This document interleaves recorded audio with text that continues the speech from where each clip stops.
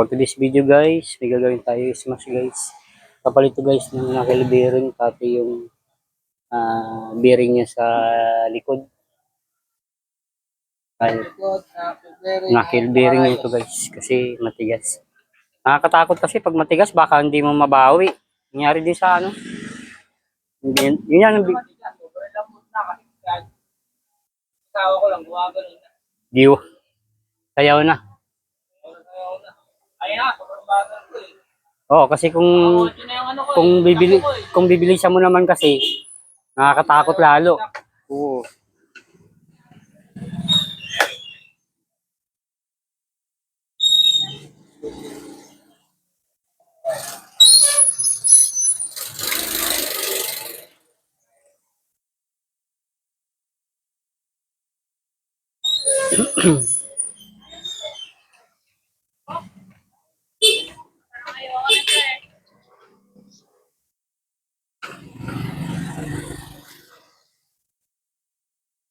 Service kasi nila to guys sa company. Marami silang service, kayo lang. Iba na sa pagawaan daw. Medyo malayo nga yung pinagawaan din nila guys. Marikina. Sa amin nakapagawa na kasi sa amin dito. Kaya dito siya nagpagawa. Saan ba kayo dito sa ano? Sandra Pail? Sa German. Pagdagang ng barangay. Meron din kami suko dyan sa Patria eh. Kasi may Patria na yan. Tracking din yun. Yung sa bandang kanan yung tracking nila.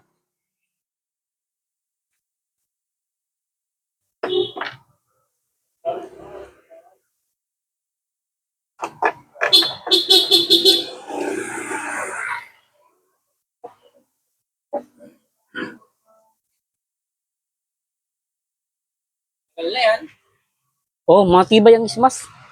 Yung news na yan. Tibay sa ismas, sobrang tibay ng ismas. Para rin mga Suzuki yan, ano, mga ganito. Kaya nga yan mga ano, hindi masyado kumikita yung company niyan eh. Bihira magpalit ng pisa. Mahal lang talaga ang pisa nila. Pero sulit naman. Pag kinabit mo yung pisa nila, 5 years bago magpalit. Nakita nga yan. 10 years na nga yan. Sulit. Sulit. Nabili ko yung SkyDrive na yan. Hindi pa rin nagpalit yan ng ano. Hindi pa nagpalit ng black yan. Yun yung lumang yung carb na yun. Address ko din namin sa Lamartina eh. Hindi pa yung nagpalit ng ano, carb.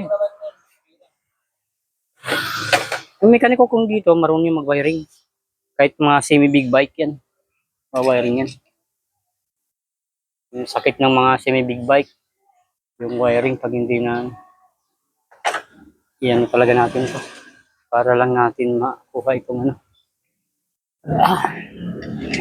Yolo, dito.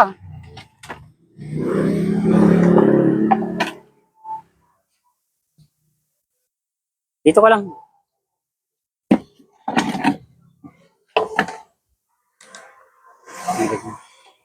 Angat lang natin itong ano.